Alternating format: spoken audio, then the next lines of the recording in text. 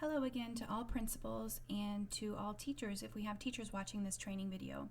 This is the first training support video for our introductory year of the new Pre-K 3 through 8 Archdiocesan Curriculum Expectations, and the name of this video is From Textbooks to Expectations to Guide Instruction. Before we begin, I would like to recognize and say thank you again to everyone involved with the success of this exciting curriculum project. Here are some important notes to begin. Information in this video is a continuation of notes shared at the November region meetings regarding the unified curriculum. The purpose of the video is to support principals and teachers during our introductory year of the new curriculum expectations in preparation for next year's implementation year. While teachers should be using this year to compare what they teach to the new Archdiocesan expectations, tools and ideas given in this video and in others that will be supplied may be helpful as we prepare for next year. At the heart of this video are essential understandings and essential questions that may be helpful for PLC and faculty meeting discussions at your school and within your region. We are asking schools to stay the course. Please refer back to the training video and materials emailed August 12th. It's important to say that projects of this size and magnitude will require adjustments as the plan unfolds. We thank you for your patience and promise to communicate changes to the plan and updates as quickly as possible. Speaking of updates, committees continue reviewing expectations and have begun designing unit plans using the Understanding by Design framework. Also emailed with this video are links to suggested resources that may be helpful to you. And most importantly, it is important to understand and acknowledge that everyone is at a different place, and that is okay. This project can be overwhelming, but we as one archdiocese and unit of Catholic education are going to be much stronger and better for having done this, with teachers and principals within regions more equipped to work together and collaborate, which will have a positive impact on our students' formation and success. It's always important to remain goal-focused, so to highlight the ultimate goals of this project, they are that teachers teach the new Archdiocesan expectations and that students master them. Keep in mind again that we are still in the very beginning stages, and know that your feedback is important and appreciated and will be considered. And lastly, we assume that teachers are differentiating instruction to meet the individual needs of their students. Some need more and some need less. Again, the topic of this video is From Textbooks to Expectations to Guide Instruction, Differences between the Local Curriculum and Archdiocesan Expectations. We'll begin by breaking this large topic down into essential understandings and essential questions on the next slide. Before we continue though, it is important to say that while this video focuses on the what is taught, the how and when it is taught are equally important. Research suggests that a weak curriculum coupled with strong pedagogy has greater effect than a strong curriculum with weak pedagogy. Therefore, included in the same email with the link to this video are the following resources that may be helpful to you. 2 additional support videos called Effective Lesson Design and Choosing Appropriate and Effective Materials for Each Critical Element or Chunk of a Lesson. A best practices resource with specific strategies in the areas of classroom and behavior management, communication and relationships, lesson planning, design and execution, and assessments. And the article, A Note to Educators, Pedagogy Surpasses Curriculum. Please do not let this overwhelm you. Remember that every school and every teacher is in a different place. Therefore, we want to be as thorough and inclusive as possible in supplying resources to meet everyone's needs. Let's move to the next slide for the essential understandings and essential questions for the topic of this video. Teaching the new expectations, things to consider and dialogue regarding differences between your local curriculum and the new Archdiocesan expectations. On the left is a list of important statements that principals and teachers should understand, and on the right is a list of essential questions that may be helpful for PLC and faculty meetings. I will read these out loud, but if you prefer to read them silently to yourself, you may pause the video to read at your own pace and then fast forward to the next slide. It is important for teachers to understand that publishing companies don't know our students, don't share our mission, and sometimes don't follow and support research on effective lesson design. Therefore, they can't be the ones dictating what is taught, when it is taught, how it is taught, and how our students' achievement is measured. The new unified pre-K 3 through 8 Archdiocesan curriculum expectations and other sets of standards have many years of research behind them and delineate the natural progression of skills and content that students should acquire in preschool through 12th grades. The Iowa Standardized Test and diagnostic and benchmark assessments used by many of our schools, such as the Renaissance STAR and Math reading tests, are aligned to state and national standards, which have been used when creating the new Archdiocesan expectations. Our Archdiocesan expectations are not a curriculum, but serve as a blueprint from which local schools develop challenging curriculums to help all students achieve. The expectations are meant to be broken down for students into achievable unit, lesson, and daily objectives.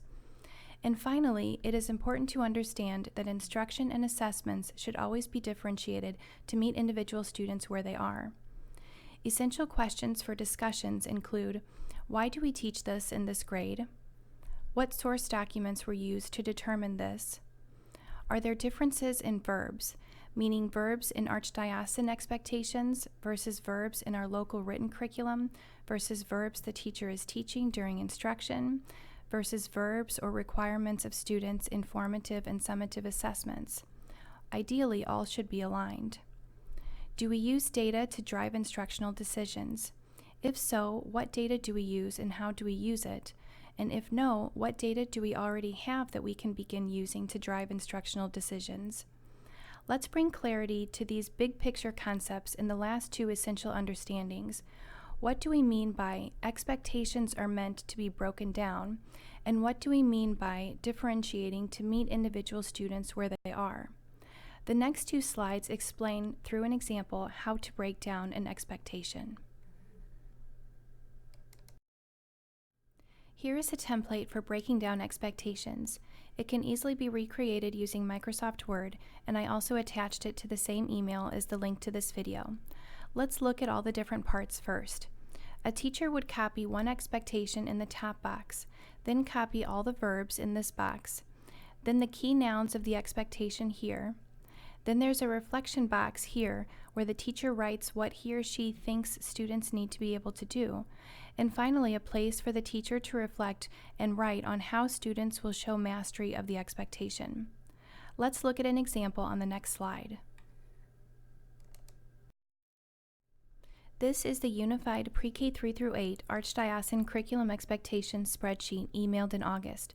And we are going to take this first grade priority reading expectation that reads, develop and demonstrate reading skills in response to reading text and read-alouds by retelling main ideas in sequence, including key details. There are lots of words in this expectation, so let's go back to the template to break it down and focus ourselves. Let's read the expectation one more time before we break it down. Develop and demonstrate reading skills in response to reading text and read-alouds by retelling main ideas in sequence, including key details. Okay, the main verbs in this expectation are retell and demonstrate reading skills. The nouns we should pull from here are text, read-alouds, main ideas, and key details. The next section of what I think my students need to do is ultimately interpreting the verbs. So for this example, retelling we're going to say really means speaking, and for demonstrate reading skills, we're going to say that means to show that they understand what the story was all about, that they are able to synthesize the story into a short and sweet summary. Lastly, the section, how will they show mastery, is where a teacher would draw from other sections the verbs, the nouns, and where they explained what the students really need to do, and put ideas of how they might show mastery of the expectation. So for example, the teacher might think about doing a collaborative retell where students are put in groups and given pictures to represent main ideas and details of the story, and maybe they have to retell the story in order with each person in the group being in charge of one picture. Or the teacher might put a synthesis rubric where they differentiate the achievement levels for when students have to synthesize and retell the story to the teacher. So this is one example of a template that can be used to break down expectations into meaningful parts and begin to plan teaching strategies and how students will show mastery. Now let's take that same expectation and bring clarity to what is meant by differentiating to meet students where they are. Mary Jane struggles with reading comprehension and articulation, so this expectation is going to be a challenge for her. Knowing this, the teacher purposefully prepares an easier version of the text for her to read. One strategy the teacher uses with all students is having them complete a story map to help with reading comprehension. The summative assessment requires students to retell the story. Other students do this without supports, but Mary Jane needs her story map to help her focus and articulate what she remembers about the story. The teacher also provides a modified rubric that reflects a challenge level appropriate for Mary Jane to achieve. These modifications are noted on her report card. With time and practice, the goal is for her to use a story map less and less as she retells stories to her teacher and improve reading comprehension and other literacy skills to be able to read text appropriate for her age. Until then, the teacher continues differentiating the text and assessments to meet Mary Jane where her abilities are. Colton's reading comprehension skills, on the other hand, are very advanced. Knowing this, the teacher purposefully prepares a more challenging version of the text for him to read. His story map is modified to require added details about the setting, problem, and solution of the story, and his rubric is also modified to require these added details during his retell.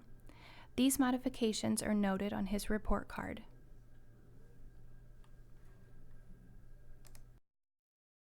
One final suggestion or note that using this template or one similar can be helpful in identifying differences between the local curriculum and the new Archdiocesan expectations, especially through identifying and reflecting on the verbs that tell what students are ultimately required to do and master.